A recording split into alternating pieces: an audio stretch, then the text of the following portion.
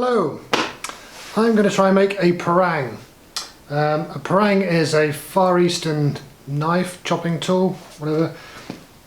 Its blade looks a bit like this, but substantially bigger. This is the kindling chopper that I made from an old spanner a year or two ago. It's done quite well, but it lacks heft. So I want something with a bit more heft. I can use, as I use this one now really, for shaping the wood when I cut out spoons. This blade then curves up like that, so even if I hold it flat, you can see it's got a slight curve on it, and it has no distal taper on it. So in other words, it's pretty much the same from here to here. And it also increases a bit like that, so it makes it a bit front heavy. These are all things that you want in a chopper. But yeah, like I say, this one is a bit too light. So I want some of those characteristics. I also want some of the characteristics of this. This is a bill hook, that's B-I-L hook. This is a hedge laying tool. And the reason it's hooked like that is because you can cut into a branch or a tree, but not all the way through. You cut most of the way through it and then bend it over and you weave it into its neighbour, and that's how you do hedge laying. Now this I used for years to chop my kindling, and it worked really nicely for that because again it's a forward heavy weight, and it's great for chopping kindling, except for the fact that the hook means that it tended to embed itself in the floor or chip the concrete or whatever. You know, it's not really what it's for. That's why I started using the kindling chopper instead. But the forward weight of this is dead useful. What I like about this as well is the handle. Now the handle here is much like you'd find on a traditional parang. So a parang handle, this one's actually got a through tang. It goes all the way through and then there's a nut on the end of it. I did that because I replaced this handle probably about 10 years ago, and I thought that would be a stronger way of fixing it on because there's no glue in here. So I might use a through tang on the parang that I make. I might use a hidden tang. What I don't want to do is use a full tang. So a full tang is like, see if I've got anything in here with a full tang. Back in a sec. This is the cleaver I made recently, and you can see it's got a full tang construction, so the blade continues all the way through the handle, and the handle is in fact two scales, one on each side of that tang.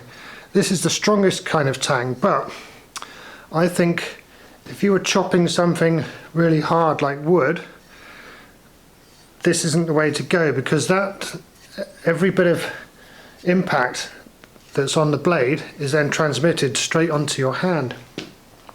And that might be okay when you're chopping through bone, but I think for chopping wood that's probably not ideal. And that's one of the reasons that this has the tang embedded in the handle, I think, so that the handle has got a bit of give to it. And I suspect that's one of the reasons why an actual traditional parang, so if you imagine this blade instead of curving down, curved up, the parang handle is very similar to this, but it would be a traditional one from Indonesia or Philippines or that kind of part of the world. A traditional one would have a tang that came into about here, and it have one or two pins through it. So it'd be quite a short tang, and part of that I suspect is because it's going to be more comfortable. Part of it is to stop the handle getting too heavy in relation to the front of the tool, because it is a chopper. Anyway, we'll see when we get there. So a year or two ago I was doing some work in a pub car park, and I noticed round by the bins there was a whole pile of crap, and in the middle of that pile of crap there's a load of these. These are Farriers rasps, and I'd actually been looking for some for quite a while, or just keeping my eye out for some. They're quite useful for making, well, things like this, great big knives as well. And I have seen some people make some interesting axes out of them by wrapping them round, and you can make a sort of like a colonial trade axe or tomahawk, using that method.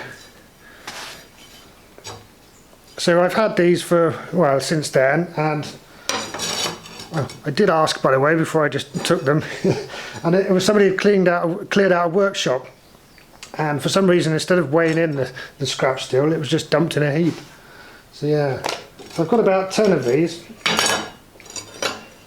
and like I say, I'm going to have a go at making this prang. If it comes out well, then I'll probably make all of this lot into prangs as well and put them up for sale. So I've had some people query recently whether using a file for making tools is a good idea, and they said that they were told that there was too much carbon in the file to be a useful tool. I think there's a misunderstanding there. I think it's all to do with the heat treatment really. So this as it stands is very hard. If I smack this against my anvil for instance, it would break in two. I'm not going to, because I haven't got many of these to play with. Yet, if I anneal this, which is what I'm about to do in a minute, which means bring it up until it's like very red hot, almost orange hot, and then let it cool as slowly as possible, the metal would then be soft, and I'd actually be able to hit that against the anvil and it wouldn't break. I'd even be able to bend it. It's never going to be as bendy as, say, mild steel, but nonetheless you could bend it. So you could take something as brittle as a file and you could turn it into metal that you can bend. And then you can go anywhere in between those two. So for this knife, for instance, that I'm going to make now, I would heat this up and then quench it, and it will go back to being very, very brittle. And then I'll temper it back, and I'll temper it back until it's got a bit more flex to it. If I was doing it to make a wood turning chisel, I would temper it less far back, because you want a very hard edge on a wood turning chisel. For something like this, for chopping wood, you want a bit more give to the metal. So I'd get the whole thing in the oven and heat it up to gas Mach 9, and that just gives it a bit more flex. For instance, my kitchen knife, you can get the kitchen knife and you can actually bend it, and yet it will still hold a very, very sharp edge for months at a time. That's the heat treating process.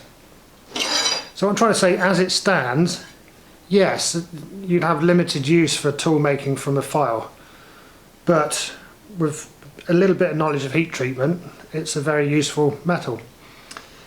Technically, it's likely to be 1080, this. So the 10 series metal is a simple carbon metal, and 80 refers to 0.8% of carbon in there. In relative terms, I'd call that a sort of a high, yeah, I'd say the high carbon. The knives that I make, for instance, are 1075, so slightly lower in carbon. The truck leaf spring that I made this cleaver out of, that's 5160. So 51 being chrome steel and 60 being an even lower percentage of carbon than the knife or the file.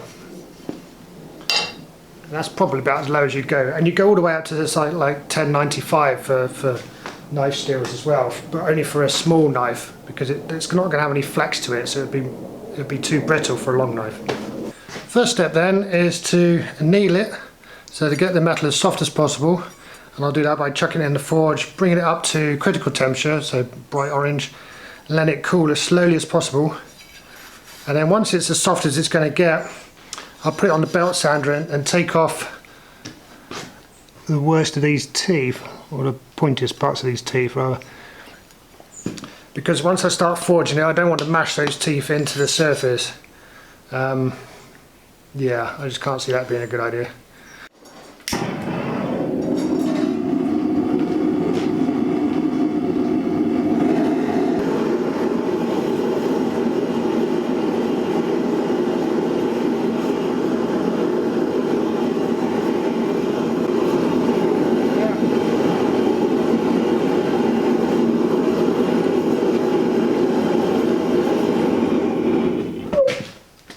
Yeah, back in a few hours.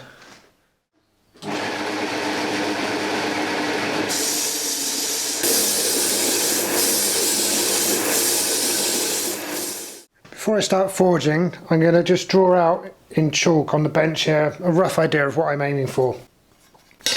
So I want the handle to be something like this bill hook, and it's going to have a bit more of a pronounced swell on the end there. I reckon I'm going to go for a hidden tang rather than a through tang. So the tang will come to about there inside the handle. Oh, so much crap on the bench, it's not really showing up. So yeah, that's that. That comes to about there. And then the blade will be something like that. So on a parang you have, the handle would be up to about there. This is going to be fatter than this. So yeah, so the tang's not going to be, what I'm going to do is take in there and there, push this into a little bit more tang than we got there, but not much more. And then I'm going to start the actual blade from about there. So it's going to be, it's going to come out like that. That kind of thickness, and then it curves like that. Yeah, that's about the right length. And then it's got a slight sheep's foot shape there, and I'll see if I can widen it out a bit as well. So it should look a bit like that.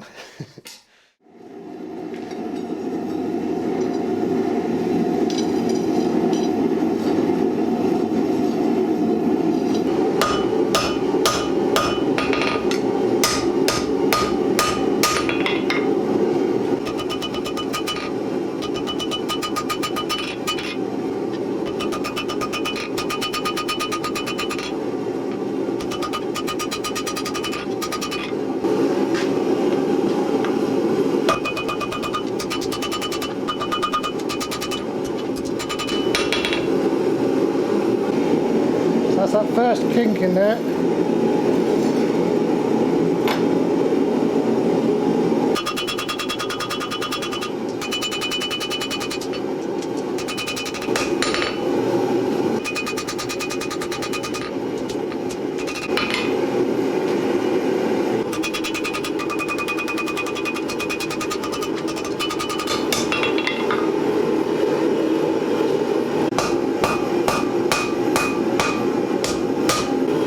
Now I'm going to start forging in the bevels. So I'm going to start slimming it down, coming this way.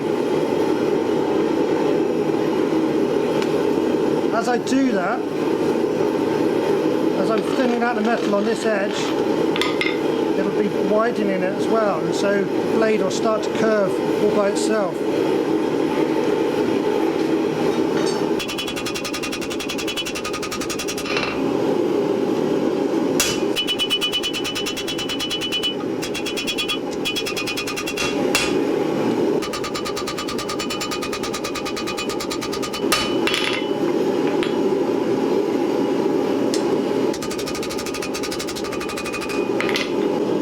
As I spread out the metal here, it's starting to curve, and you can see out on the spine there. I'll just say as well at this point that every time the colour starts to go from the metal, if I'm still hammering at that point, I'm simply planishing it. I'm just tidying up. I'm not actually trying to forge it once the colour's gone, because that would just be punching loads of stress into it.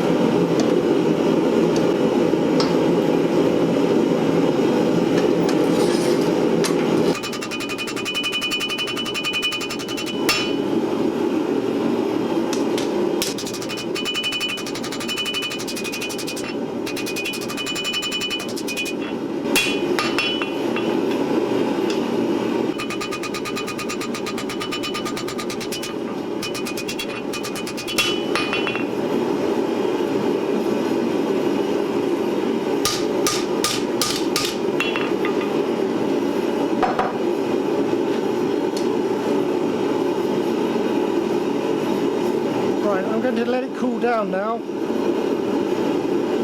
and once it's cool I'm going to test the ergonomics.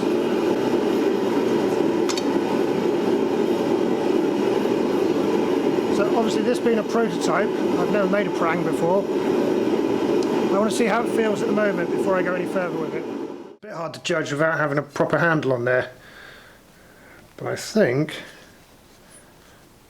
yeah, it's a bit, the weight's not quite right. So for what I want, what I'm after is something that I can chop kindling with and also use for carving, for roughing out the spoon blanks and things like that.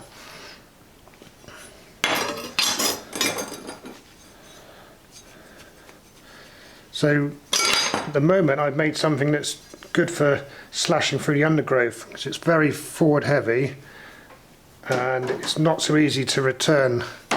So you can hit hard, but yeah, it doesn't come back that easy.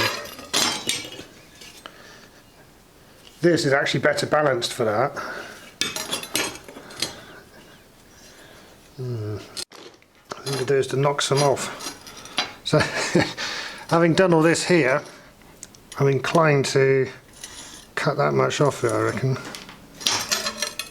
I don't think there's any point bringing that metal back in here. I don't actually need the weight, which surprises me a little bit. I thought I'd need more weight up the front. So I was most concerned that the Farrier's rasp wouldn't be heavy enough overall. That's the issue I faced with this one. So this one was a double-ended spanner, and it was just a bit of fun really to see if I could take something that was like this, which is on this end, and I had to pull up one of the horns, push it in and then draw it out. And I ended up with a blade, but not really enough mass to be really effective for carving, although that wasn't its original intention. Anyway, back to this one. Yeah, I think I'll just cut that off.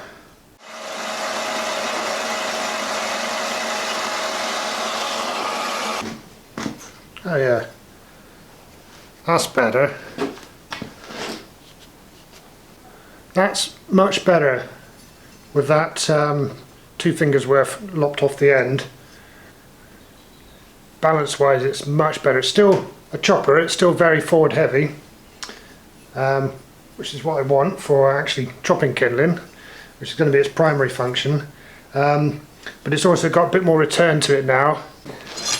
I'll cut this one down to the same as this, chuck them on the belt sander for a minute, take these teeth off the spine so you can see what I'm working with, and then finish the forging.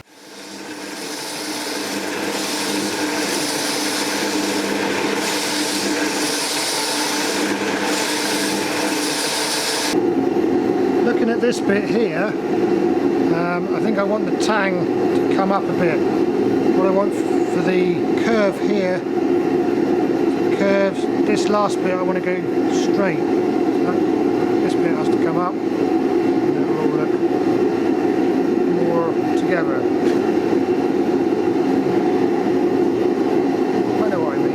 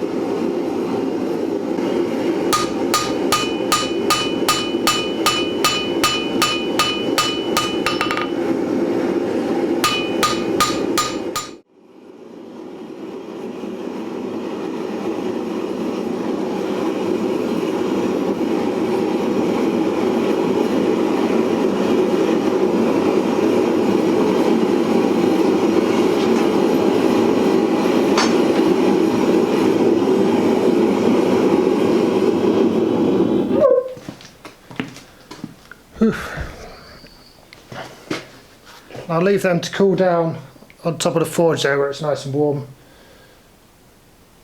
As they cool, they'll normalise, and If they're still straight once they've normalised, then I'll repeat the process 2 more times. If they've got any kinks in them, I'll heat it up, take those kinks out, and I'll start the normalisation process over again. So what this is doing is bringing it up to a critical temperature, which is where you'd quench it, that sort of temperature, and it loosens all the bonds that are in the metal and takes those stresses out from all the hammering that I've done. So it's all sort of loosened then, and at that point I could either quench it and make it super hard, or I could do what I'm doing here and normalising it. It's not quite as softening the process as the annealing is, where you cool it very, very slowly. But what this does, like I say, takes those stresses out. It also reduces the grain size in the steel. So repeated forging at high temperatures causes the grain to grow. Yeah, we're kind of getting a bit too technical here, but you get the gist of it. It's an important part of the process. Okay, I've dragged the belt sander out here because it's now just underneath a dust extractor. I'll just put a quick grind on it, tidy it up a bit, check the bevels are okay, and then this will go in for its 2nd and 3rd normalisation.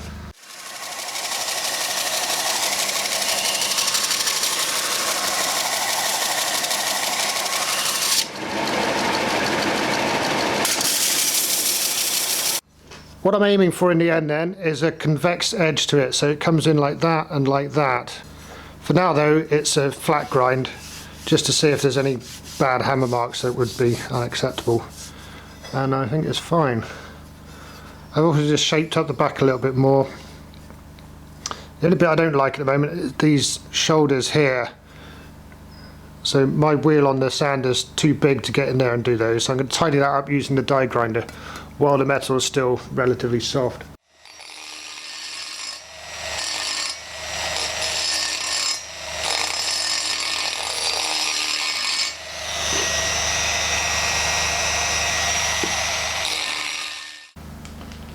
For the handle then, I want something like this handle that I've just taken off the bill hook,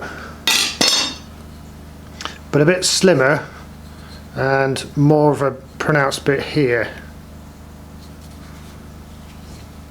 So yeah, like this but different. I'm going to try and cut it out of this piece of oak. This is the oak that I use to make the handles for the knives, and it's from one of the trees in the woodland. Don't worry, the tree is still alive and it's doing well.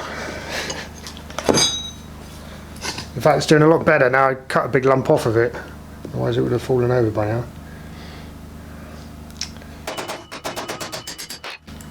That's the wrong hammer.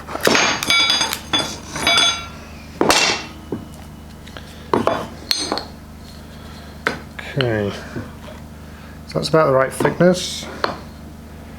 Something like that out of it.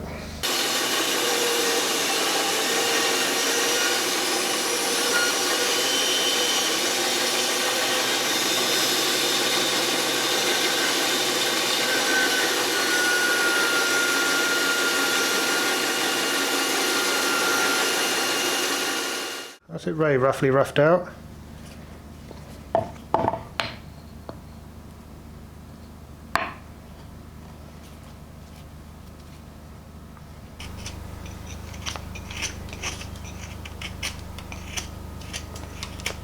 So what I'm after is a handle that will stop your hand slipping off when you go for a big swing. So that's why we need this swell at the end. Pommel, well, it's almost a pommel, isn't it? But I don't feel the need for any kind of guard up here, because it's not, your hand won't ever slip forwards on the blade, because it's not a stabbing blade, it's a chopping blade.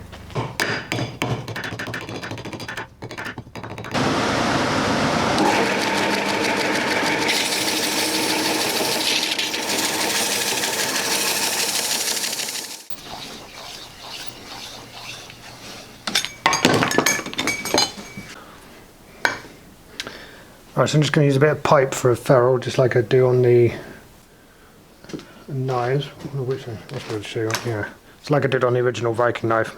I'm just going to use a bit of copper piping, but that's 22mm, this is 28. So next size up.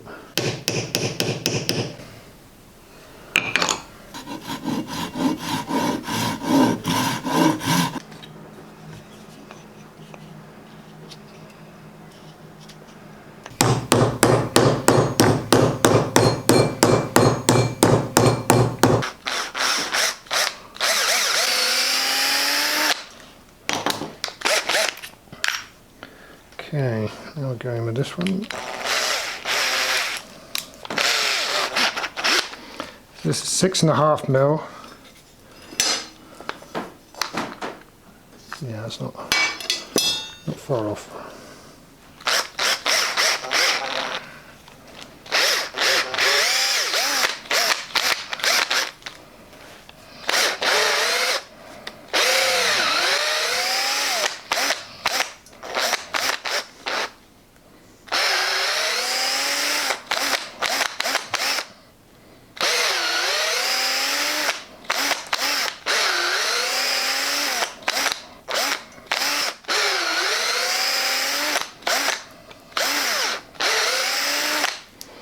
That's that.